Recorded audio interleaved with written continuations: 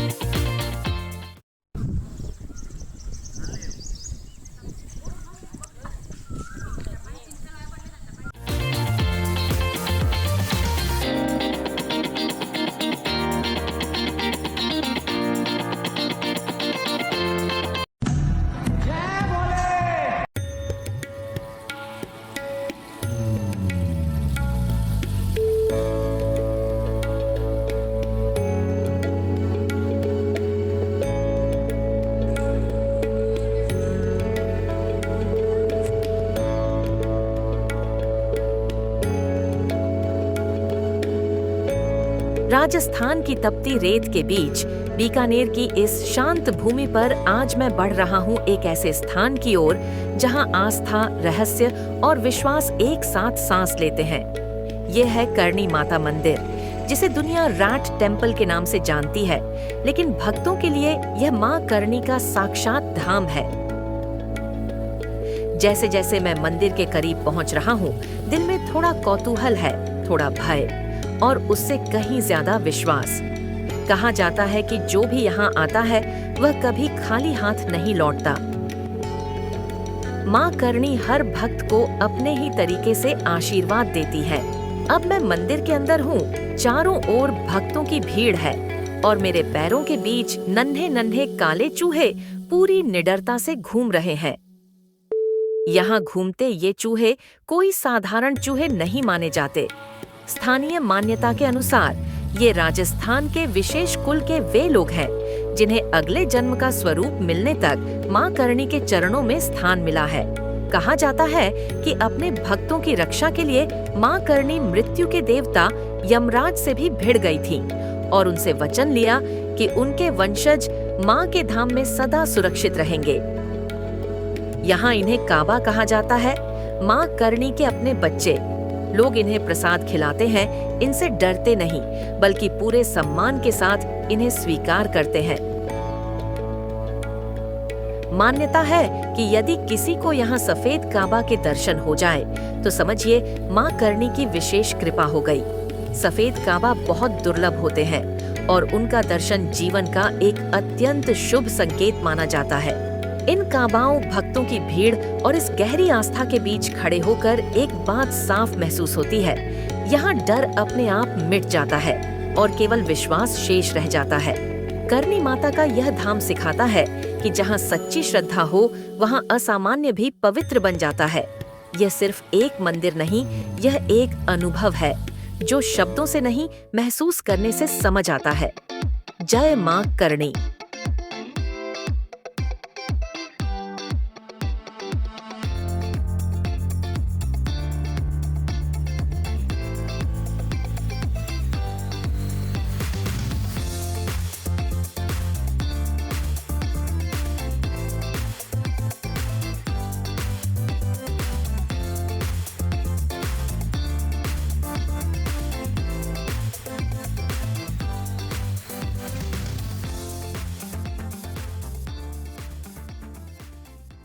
आज आपको ले चलते हैं एक ऐसी जगह जहां भारत की पावन धरती पर, जहां समुद्र की लहरें श्रद्धा से टकराती हैं, वहीं स्थित है भगवान शिव का एक दिव्य स्वरूप नागेश्वर ज्योतिर्लिंग, जो भारत में स्थित 12 ज्योतिर्लिंगों में से एक 12वां ज्योतिर्लिंग है। गुजरात के द्वारका क्षेत्र में स्थित होने की वजह से या भगवान श्री कृष्ण की पावन धरा पर होने से यह स्थान सिर्फ एक मंदिर नहीं है, बल्कि आस्था, सुरक्षा और शक्ति का प्रतीक माना जा सकता है। नागेश्वर ज्योतिर्लिंग हमें सिखाता है कि सच्ची भक्ति के आगे कोई भी नकारात्मक शक्ति टिक नहीं सकती। इस ज्योतिर्लिंग का उल्लेख प्राचीन शिव पुराण में मिलता है, जहां इसे भय और विष से मुक्ति देने वाला माना गया है। यहाँ आकर मन को शांति मिलती है और आत्मा एक अलग ही ऊर्जा का अनुभव करती है। मंदिर परिसर में स्थित शिव की नाग देवता के रूप में उपस्थिति हर आने वाले को यह एहसास दिलाती है कि भगवान शिव हमेशा हमारे साथ है, चाहे वो रक्षक के रूप में या मार्गदर्शक के रूप में। नागेश्वर ज्योतिर्लिंग सिर्फ देखने की जगह नहीं, बल्कि महसूस करने की अनुभूति है। हर हर महादेव। अब हम आगे बढ़ रहे हैं कार से भेंट द्वारका की ओर। यही वह पावन भूमि है जहां कभी भगवान श्री कृष्ण का राजमहल हुआ करता था, जहां वे द्वारका के राजा के रूप में विराजमान थे और जहां इतिहास, भक्ति और लीला एक साथ जीवित है। कहा जाता है कि इसी भूमि पर भगवान श्री कृष्ण की अपने बाल सखा सुदामा से वह अमर मुलाकात हुई थी, जब सुदामा निर्धन अवस्था में अपने मित्र से मिलने आए थे और कृष्ण ने उन्हें स्नेह, सम्मान और करुणा से अपना लिया था। अब हम इस समय नवनिर्मित सुदर्शन सेतु को पार कर रहे हैं, एक ऐसा सेतु जो सिर्फ दो किनारों को नहीं बल्कि अतीत और वर्तमान को जोड़ता है। नीचे फैला समुद्र, ऊपर खुला आकाश और सामने भेंट द्वारका की राह। और अब हम पहुंच चुके हैं 64 योगिनी मंदिर के शांत परिसर में। मान्यता है कि यही वह स्थान है जहां स्वयं भगवान श्री कृष्ण कभी हवन और साधना किया करते थे। आज भी यहाँ की हवा में वही दिव्यता और अद्भुत शांति महसूस होती है। यहाँ आकर भीड़ शोर सब पीछे छूट जाता है और मन अपने आप शांत हो जाता है। कुछ स्थान ऐसे होते हैं जहाँ शब्द कम पड़ जाते हैं और यह स्थान उन्हीं में से एक है। यह सिर्फ देखने की जगह नहीं, यह महसूस करने का अनुभव है। हम अपनी यात्रा को आगे बढ़ाते हुए पहुँचे हैं मकर ध्वज मंदिर के पावन स्थल पर। यह मंदिर गुजरात के द्वारका क्षेत्र में स्थित बेट द्वारका द्वीप पर है और इसे समर्पित किया गया है भगवान हनुमान जी के पुत्र मकर ध्वज को।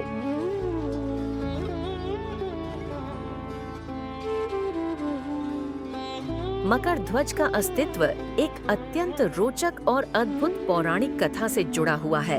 कहा जाता है कि लंका दहन के बाद जब हनुमान जी वापस लौट रहे थे, तब उनके पसीने की एक बूंद से मकर ध्वज का जन्म हुआ। लेकिन इस रहस्य का पता तब तक किसी को नहीं था जब तक एक और महत्वपूर्ण घटना घटित नहीं हुई।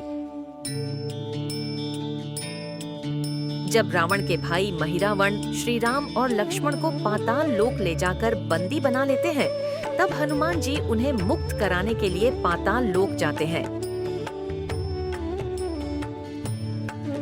वहीं उनका सामना होता है मकर ध्वज से, जो उस समय महिरावण के अधीन सेनापति थे। इस युद्ध और संवाद के दौरान हनुमान जी को यह बोध होता है कि मकर ध्वज उनसे ही उत्पन्न है।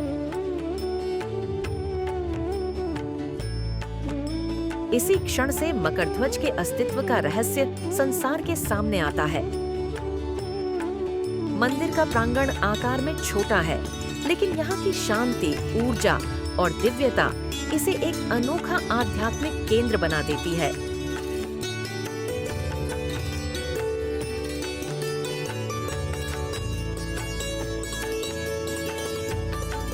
मंदिर के प्रांगण में आज भी हम देखते हैं कि हनुमान जी और मकर ध्वज दोनों की प्रतिमाएं साथ साथ विराजमान हैं, जो पिता पुत्र के इस दिव्य और अद्भुत संबंध को दर्शाती हैं।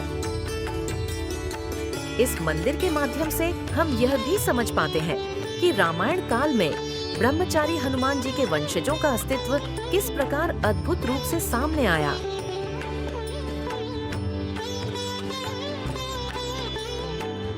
यह स्थान रामायण की महान गाथाओं को आज भी जीवंत करता है और यह एहसास कराता है कि ऐसी दिव्य घटनाएं केवल श्री कृष्ण की पावन धरा द्वारका पर ही संभव है।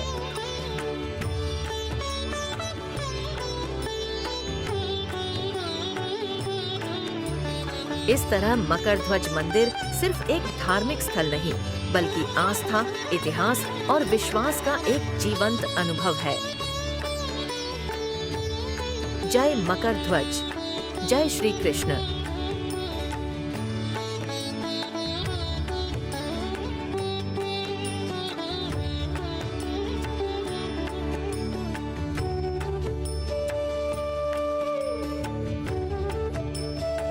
बेट द्वारका में दर्शन और मंदिर यात्रा के बाद काफी देर हो चुकी थी। पास ही कुछ अच्छे लोगों से मुलाकात हुई, जिन्होंने हमारे लिए मां मंगल देवी आश्रम में कमरे और सोने की व्यवस्था की बात कही और हम वहां चले गए। लेकिन जब हमारी नजर मंदिर के बाहर के खुले प्रांगण पर पड़ी, तो मन ने कुछ और ही फैसला कर लिया। खुले आसमान के नीचे सोने का जो आनंद हमने सालों पहले महसूस किया था, आज वही अनुभूति यहाँ दोबारा मिलने की उम्मीद जगी। फिर क्या था, हमने गाड़ी से अपने बिस्तर निकाले, थोड़े बहुत बिस्तर वहीं से ले लिए और उसी खुले प्रांगण में रात बिताने का निर्णय कर लिया। रात बहुत शांत थी, हल्की हल्की ठंडी हवा चल रही थी। सुबह जब आंख खुली तो सामने एक अलग ही संसार था। पक्षियों की मधुर चहचहाहट, समुद्र की लहरों की आवाज, ठंडी हवा और चारों ओर फैली अद्भुत शांति। उस सुबह का नजारा मन में हमेशा के लिए बस गया। कभी कभी सच्चा सुख महंगे होटलों में नहीं, बल्कि ऐसे सरल पलों में मिलता है, जहां प्रकृति, परिवार और शांति एक साथ मिल जाए।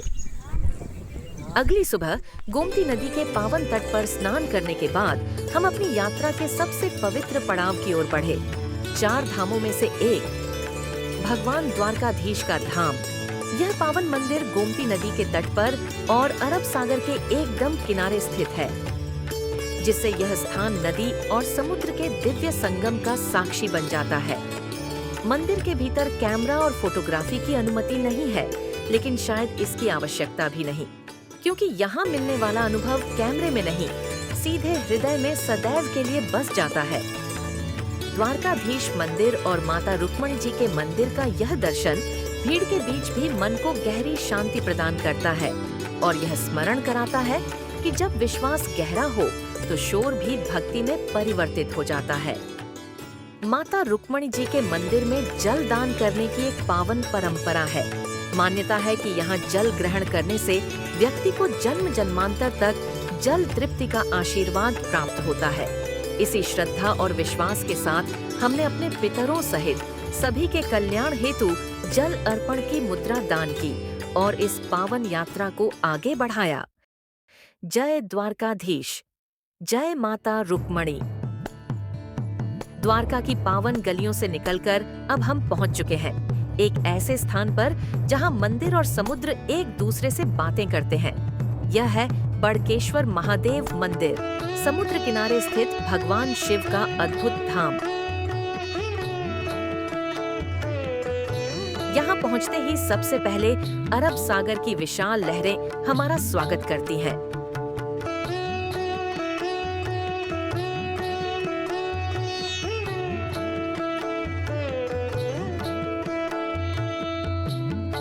हमने यहाँ सी सर्फिंग का भरपूर आनंद लिया, लहरों के साथ खेलते हुए, नमकीन हवा को महसूस करते हुए और हर एक पल को खुद में समेटते हुए। आज ऐसा लगा जैसे अरब सागर ने दिल खोलकर हमारा स्वागत किया हो।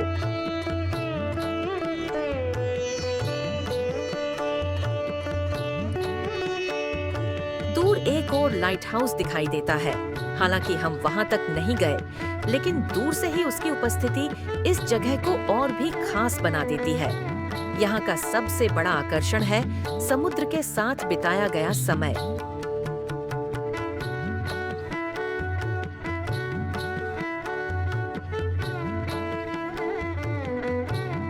बड़केश्वर महादेव मंदिर की खास बात यह है कि ज्वार के समय यह मंदिर कुछ समय के लिए समुद्र के जल में डूब जाता है और भाटा आते ही फिर से प्रकट होता है, मानो स्वयं शिव प्रकृति के साथ लीला कर रहे हों।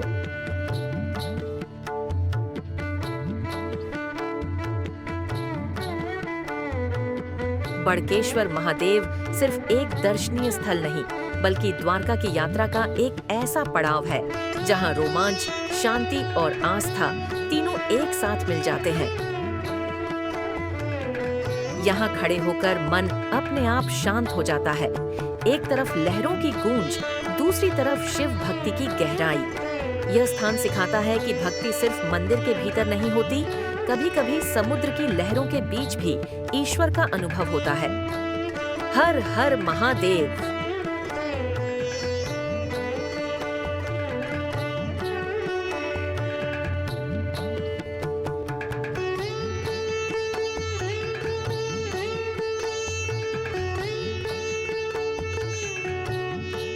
और अब भारी मन से हम द्वारका नगरी को और भगवान श्री कृष्ण को विदा कहते हैं।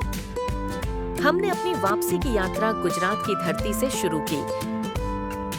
अहमदाबाद होते हुए सड़कें इतनी शानदार थीं कि ड्राइव खुद एक अनुभव बन गई। खुले रास्ते, स्मूथ सड़कें और आगे बढ़ती गाड़ी, मानो यात्रा खुद कह रही हो, रुको मत, बस आगे बढ़ते रहो।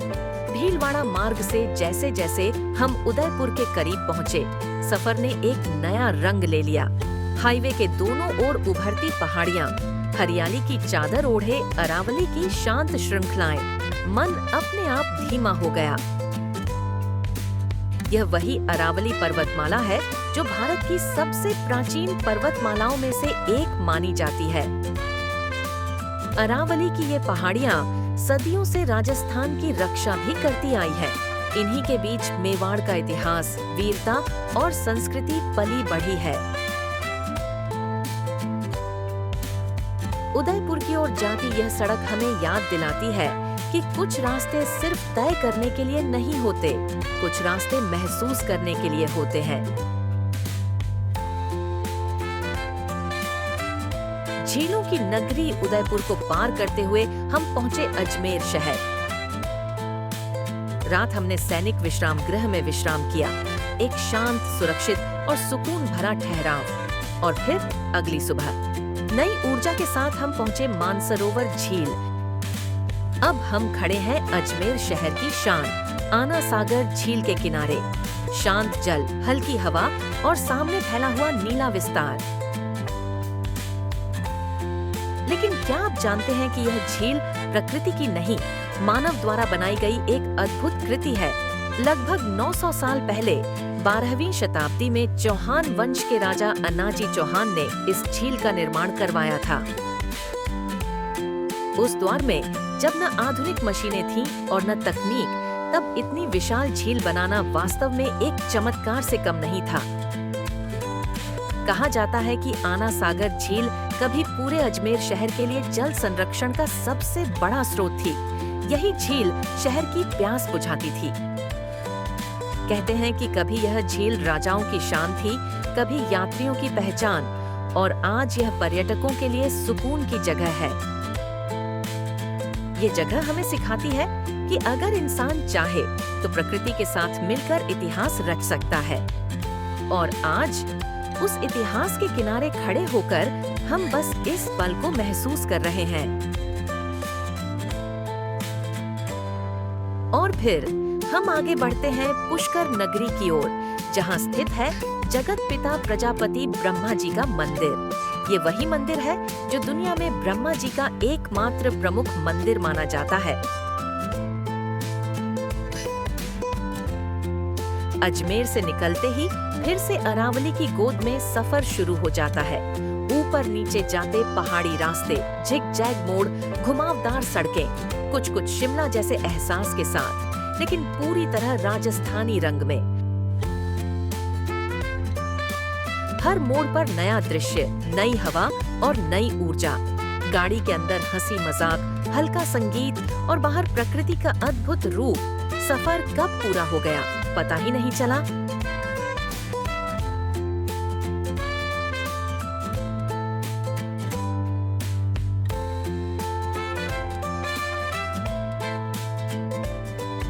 जैसे ही हम पुष्कर सिटी एंट्री गेट पर पहुंचे, एक पल के लिए हम सब ठिठक गए।